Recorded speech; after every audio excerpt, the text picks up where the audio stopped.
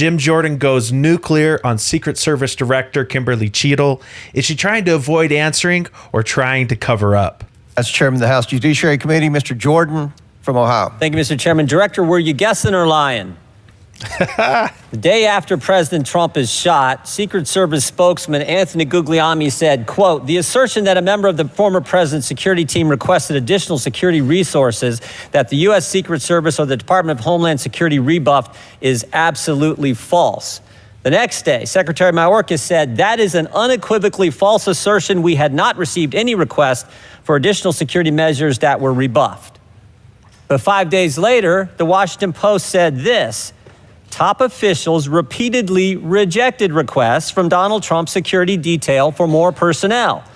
The next day, the New York Times said this: "Mr. Guglielmi acknowledged that the Secret Service had turned down some requests for additional federal security assets for Mr. Trump's detail." So which is it?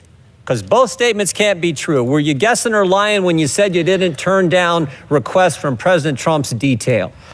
Oh, were you guessing or lying?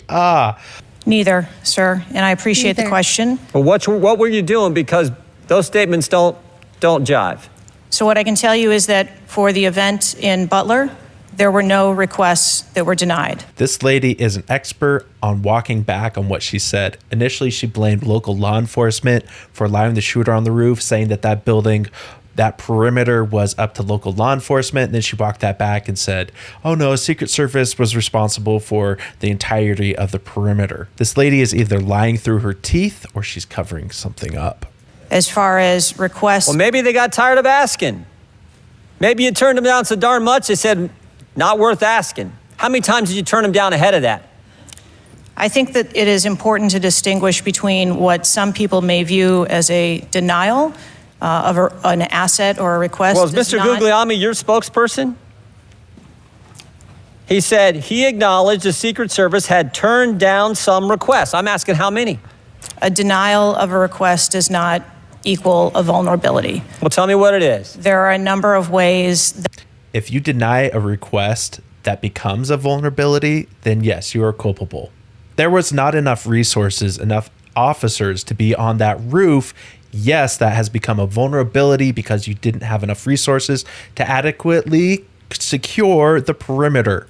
That threats and risks can be mitigated with a number of different assets, whether that be through personnel, whether that be through technology or other resources. Well, tell the Speaking of technology, reportedly the Trump shooter flew a drone over the rally. She sure as hell didn't have enough personnel there, but they didn't even have the ability to spot a drone flying over or even have a counter drone that could have easily spotted someone on a rooftop.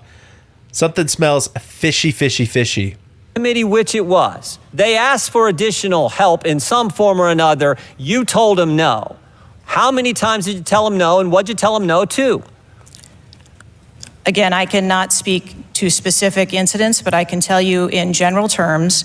Law enforcement has stated that they requested an additional unit at that building where the Trump shooter shot from. The Secret Service is judicious with their resources based on... What does some requests mean? How many times? Some indicate requests is plural. So more than once they asked for additional help and you turned them down. What did they ask for and how many times did you turn them down? Pretty basic questions. So again, without having all of the details in front of me, sir, what I can tell you is that there are times... You didn't get briefed on how many times you turned down the Trump detail when they asked for additional help? I'm sorry. You didn't get briefed on that before you came to this hearing, knowing you were going to get asked that question? What I can tell you is that in generic terms, when people, when details make a request, there are times that there are alternate ways to cover off on that threat or that risk. But that's not what he said. He said they were denied certain requests, some requests. This is your spokesperson, not me talking. This is the Secret Service talking. And what a change from absolutely false, unequivocally false to, oh, by the way, there were some times where we didn't give them what they wanted. That's a huge change in 5 days. And the fact that you can't answer how many times you did that, that's pretty darn frustrating, not just for me, but for the country. I hear your frustration. Let me ask you this. Were any of those requests denied to... I acknowledge your feelings. Let me ask you this. Were any of those requests denied to President Trump's detail after you knew about the Iranian threat? What I can tell you, again, I don't know the specifics, is that there are times when we can fill a request. It doesn't necessarily have to be with a Secret Service asset or resource. We can fill that request with locally available assets. You spoke to anyone at the White House since July 13th? Yes, I have. Who'd you talk to? I have briefed the president and the vice president. Talked to the First Lady? No, I have not. Talked to the White House staff? Anyone in the White House communications? No, I have not. Have you talked to the counter sniper who took the shot that took out the bad guy? Yes, I have. And can you tell us about that conversation? I would not want to reveal conversations that I've had with my employees. They've been so hush-hush with this investigation. Obviously, they're trying to cover their asses, trying to put themselves in the best light possible that this just happened. There's no way it was our fault. Meanwhile, speculation is swirling, misinformation is swirling online because they're dragging their feet to release any kind of information about the shooting. How reliable the actual reports will be when they're investigating themselves, that's debatable. What we need is someone outside of FBI, outside of Secret Service, to launch their own independent investigation. If we even knew the bullet trajectories and the hit points, we would understand if there were multiple shooters. We would understand if this was a lone wolf or more of an inside job or international conspiracy.